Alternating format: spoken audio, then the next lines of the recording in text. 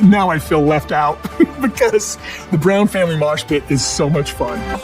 For the first time in a long time, it felt like the real Brown family was back.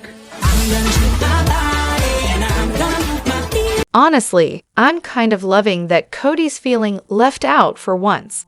It's hilarious that he and Robyn are missing out on the core group of the family having an absolute blast at Christine and David's wedding.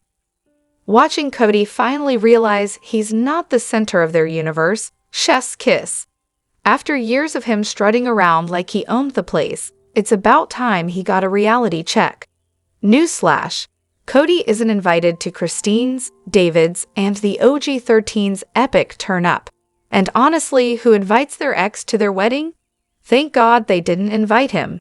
Nobody wants to see Kody dancing like a cockroach sprayed with Raid. Karma's doing its thing, and I'm here for it. For years, the OG-3 felt excluded because of Kody's obvious favoritism toward Robyn, and they were told to chill and stop being jealous. Now, guess who's getting a taste of jealousy? Yup, Kody. And can we talk about Mary mentioning the Brown family who extricated themselves? Honestly, this isn't a mosh pit or some Brown family reunion. It's a woolly family party where people are genuinely dancing and having fun. No one needed Kody flailing around begging for attention. I just loved watching the new family enjoy themselves so much. We've got so much to dive into today, so let's not waste any time. Let's jump straight into it. Hey everyone, what's up? It's Elena here, and welcome back to my channel Reality Nexus X. So Kody basically said it himself while he and Crybros were standing in the driveway, spouting their usual scripted nonsense. He literally said, "I'd rather fix my relationship with you than work on my relationship with my kids." Yep, the person he loves the most is not his kids, but whoever he was talking to at that moment. And honestly, his kids should hate him. The guy can't stop screaming about how he never loved his moms. Like, wow, Kody, way to say that out loud. Look, I get it. His marriage with Robyn is clearly on life support thanks to everything else going on. And yeah, he's trying to save that sinking ship. But maybe, just maybe, don't publicly declare that keeping your not-so-bad marriage afloat matters more than fixing the clearly toxic, disastrous relationships with your kids. Those should be a priority, not an afterthought. But nope, it's just non-stop word vomit from this guy, no filter whatsoever. Then, of course, he drags Madison, the gossip girl, into the mess, claiming she told Janelle he didn't love her. And to really drive the point home, he doubles, triples, 5 times down on the fact that he never loved any of his kids. Seriously. And as if that wasn't enough, stepmonster Robyn jumps in to say the kids were fed lies about him by their own mothers. But the real kicker? When Kody says this whole drama hurts him and Robyn more than it hurts his actual children, I nearly fell off my couch laughing. Honestly, you know it's time for the show to end when TLC subjects us to Kody and Robyn's painfully fake acting. That outdoor fight scene, the worst, most cringeworthy, completely staged showdown I've ever seen on TV. I'm dying to know which kid had the guts to drop the line, "You're an asshole who brainwashed us," after Sunday's steaming dumpster fire of an episode. My money's on Hunter, mainly because I love the guy and he seems like the kind of person who'd actually say it. Anyone else got a better guess? The real kicker? We don't even know who said it. But judging by how many of the kids could have, it really highlights just how huge a problem Kody is. Like, it's not just one kid throwing shade, it's practically a family roast. Some say Garrison because he's outspoken enough and angry enough to say it straight to his face. Others think Hunter called him an asshole and Leon called him manipulative. Or maybe multiple kids just recycled the same insult, because why not? Personally, I immediately thought Peyton. If this happened right after the wedding, it's right around the time Kody apparently leaned on TLC to shut the kids up. Peyton was clearly pissed, because Kody's call wasn't a casual, "Hey, how's life?" check-in. Nope, it was more like, "Stop talking about me." Classy? So yeah, take your pick. Whoever it was, it's clear the family drama isn't just reality TV fluff. It's a full-on exposure of Kody's issues. If Robyn had to pick between Kody and her kids, oh, we know this little gem came up before. There's no doubt where the OG3 stand. Their kids come first, always. Robyn, she insists it's all about balance, like her kids matter just as much to Kody. Yeah, right. I call total BS. Robyn would absolutely choose Kody over her own children any day. Case in point, she was ready to kick her kids out of the house for not towing the line with her, or rather, Kody's eye-roll-worthy coronavirus rules. Honestly, it feels like she had kids just to trap the men in her life and cash those checks. Remember that cringe-worthy purity speech where she basically dismissed her 3 oldest kids? How does a mother sob and wail about the worst mistake of her life, only to reveal that mistake is actually the guy she married and had 2 more kids with? That's not just heartbreaking, it's emotionally brutal and borderline abusive. Robyn, the absolute worst mom, and let's be real, she never really loved Kody. She's a classic grifter, just like her mother. I wouldn't be shocked if she spins some sob story about abuse down the line, playing the victim card while dragging his name through the mud, just like she tried to do with her first husband after he filed for divorce. Narcissists, they're predators in decision-making.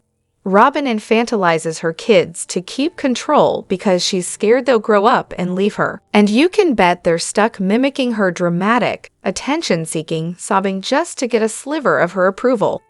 Plus, she demands they're completely obedient to Kody because feeding his ego is her full-time job. She's with Kody for the easy fame and money, loyal only to her own selfish desires. So I just had a light bulb moment about that kiss at the end of the wedding special between Kody and Robyn.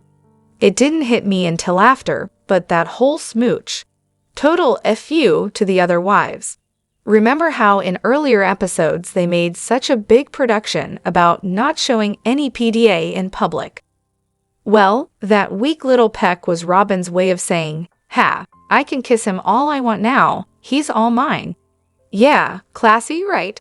Honestly, if that was her grand power move, she flopped.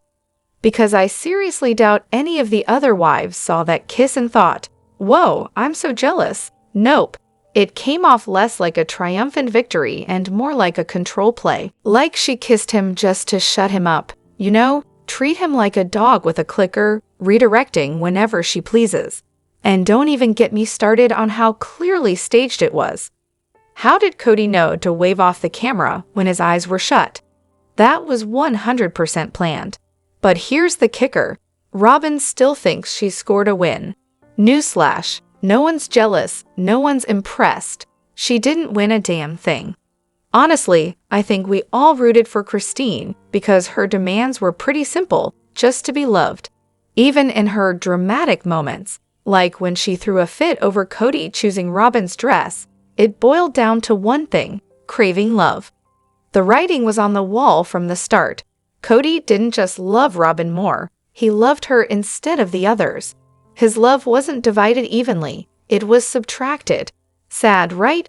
Christine didn't ask for a mile-long list of things, just a little kindness, love, and for her kids to be treated the same way. But nope, Kody refused. By the time the cameras rolled, he was deep into ignoring or outright rejecting his wives, doling out love like it was some limited edition item. And spoiler alert, Robyn apparently wasn't the best fuel for his love tank, because after spending time with her, there was barely anything left to give anyone else. Confronted about loving his other wives, Kody's best defense was some tired loyalty spiel that barely covered up how little he actually cared. All Christine wanted was what Robyn got: kindness and understanding. I believe Kody when he said he never loved Christine. He needed a third wife, found one, and Christine just hoped for the best. Be the dutiful third wife, pop out some babies, and get to heaven. Sure, Kody cared for her as much as he could, but the love, that was reserved for Robyn. Because he fell for Robyn, instead of hoping love would magically appear with the others, He ended up resenting all his wives, especially Christine, who dared to show her feelings. To Kody, who never loved her, Christine's emotions were just a burden. And yes, he never gave her that love on the show. Maybe he faked it before Robyn arrived, but the viewers never saw it. It's heartbreaking because Christine gave so much to all the kids, not just her own. Meanwhile, Robyn, or should I say Sobyn, never lifted a finger to help and was busy calling out kids that weren't even hers, soaking up all of Kody's time. Oh, and let's not forget how Sobyn drained the OG wives' time and money with MSVC and sabotaged Mary's college dreams and legal marriage. Gross. Honestly, so glad the OG3 have moved on. Oh, sweet baby Jesus, Kody desperately needs therapy. Like he's basically the poster child for why therapy exists. I'm all for mental health. Get help, talk to a professional, figure yourself out. Maybe then he could stop holding onto all these ridiculous issues he has with his own kids. Spoiler alert, he really needs to grow up. I don't remember his exact words, but in Vegas, he basically told Nancy, their therapist, that nothing is ever his fault. Accountability? Nope, not on his watch. And here's the kicker. I think he's weaponized therapy as his ultimate excuse to dodge accountability and any real, uncomfortable conversations. Newsflash, Kody. Therapy isn't about never getting triggered. It's about learning how to handle it when it happens. But no, he straight up said he refuses to have any conversations that might trigger him. So apparently, it's on his kids to walk on eggshells around their own feelings. Yeah, that's healthy. Watching his whole back and forth with Robyn, I kept thinking, this guy is screaming for help, but has zero clue how to actually get it. He knows something's wrong, in the most basic way possible, but solving it? Nope, no idea. Meanwhile, Robyn just keeps pushing him to be better, which honestly just looks sad and so clueless. But what else do you expect? Robyn's convinced religion is the magic fix, and Kody? He's already said that's not cutting it for him. It's just a sad, hopeless mess. Two grown adults, supposedly mature, completely lost when it comes to realizing that maybe, just maybe, therapy could actually help. The Brown family money management, or lack thereof. I'm pretty new to following the Browns in slowly working through their seasons, but one glaring truth hits me like a brick. These people are absolutely terrible with money. If they were really so strapped for cash, why on earth did they build these massive mansions in Vegas and then Coyote Pass? Plus, choosing to live in pricey places like Vegas or Flagstaff, it's like watching a masterclass in financial irresponsibility. They're always going on about paying for their kids' college, but their choices scream the exact opposite. Buying a smaller plot in some quiet town and building modest homes would make that way more doable. Yet here they are, living large like there's no tomorrow. Honestly, I'm as flabbergasted as Kody is about human emotions, which if you've seen the show, means a lot. My guess? They moved to Vegas because that's where Robyn's family is. Then, surprise, surprise, they relocate again because Robyn's son needed to be near his college. I'd also have a sneaking suspicion that not all the kids' college tuition got paid. Oh, and don't forget those storage units they're constantly renting. Why keep paying for all that stuff they haven't touched in years? Seriously, why do they need so much stuff? And somehow, after every terrible financial move we've seen, Janelle still gets to claim the financial whiz title? Give me a break. Look, I do think they're tight on money. Sure, the show pays them, but once Kody and Robyn take their cuts, there's not much left. It's a big family making dumb money decisions, mostly Kody's, so even with the reality TV cash, it's no wonder the OG3 have to hustle their MLM gigs. Okay, so Garrison calling out Harrison for throwing a fit over his parents, raising a narcissist brat. Sadly, he was exactly right. Instead of just validating Harrison's feelings, the Browns went full self-righteous mode. Classic. And speaking of kids, can we talk about Saul? He's honestly the least spotlighted kid as the seasons roll on. Before Aries showed up, Saul was basically a permanent accessory, always in Robyn's arms or perched on Kody's shoulders. But once Aries arrived, Saul pretty much lost his identity and became part of the dreaded Solinary duo. Trying to pin down his personality is near impossible because Aries is just so overwhelming. She's a walking exclamation point, while Saul is more like a period, or maybe a comma at best. The vibe I get? Kody's just not into Saul the way he is with his older boys. Those guys are all macho, military types, perfect for feeding Kody's ego. Thankfully, Saul has Robyn, because if he had any other mom, he'd probably be left to fend for himself. Kody clearly adores his little girls while they're young. Nothing like a little worship from your daughters to keep the ego puffed up. Now, Garrison, he saw this whole train wreck coming ages ago. Sure, kids shouldn't be expected to discipline their siblings, but let's not pretend the Browns don't rely on their older kids to parent the younger ones. Kody and Janelle can't have it both ways, making Logan responsible for waking, feeding, and basically raising the kids, while Kody's busy snoozing with another wife, then wagging their fingers like, hey, you shouldn't correct them. Remember that video where Garrison, still a teenager, steps in after a younger sibling raised a fist at his sister? He was just doing what any reasonable older brother, babysitter, or teacher would, calling out bad behavior. I never got why Garrison caught heat for that. Unless I missed some actual hitting, I'm firmly on Team Garrison here. So here's the latest episode of Kody's Heartbreak Chronicles. Spoiler alert, I just don't get it. He's whining to Robyn in that scene they've been dragging out forever, where she's suddenly questioning her respect for him or whatever vague, confusing line she mutters before catching herself. And what does Kody do? Drops the classic, "My heart is breaking." Really? This guy never loved Mary. He barely tolerated Christine. Janelle? She stuck around a bit longer, but then she bailed too. So was he ever in love with any of them? Apparently not. But his heart is breaking over women he never truly loved. Oy vey. At this point, I'm convinced these two think they're actors on a soap opera with their endless melodrama and over-the-top antics. I mean, come on. This scene looks like it's been rehearsed 100 times, just fishing for sympathy. It's the usual "the sacrifices I made to love you" wasted sob story all over again.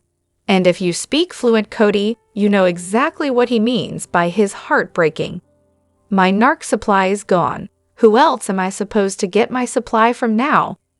Yeah, the real heartbreak here is losing his meal tickets. Mark my words, as time goes on and the big family events, those noisy, messy, joyful gatherings that glue a close family together, keep happening without him, it's gonna hit Kody hard. He already gave us a glimpse when he said, "It was my club and I got kicked out of it." The guy's a flamboyant, attention-hungry extrovert, and it's killing him inside to watch Christine, who's at the heart of these family festivals, thriving, while he's stuck at home with miserable Robyn. So yeah, his heartbreak is really just about money drying up. All three women were there to prop up the show and his lifestyle. Honestly, I'm shocked it took Christine leaving for Mary to finally exit too. If I were Mary, I'd have left the moment I found out about Robyn's debt and how we all had to foot the bills for her new house. I hated Robyn from day one. She always acted like the show was about her. Remember that painfully cringy church confession? He took my special thing away. Yeah, that should have been the moment everyone was like, I'm out. This chick is clueless. Let me know what you think in the comments. Don't forget to hit that like button and subscribe to my channel. I'll see you in the next video. Take care and much love to you all.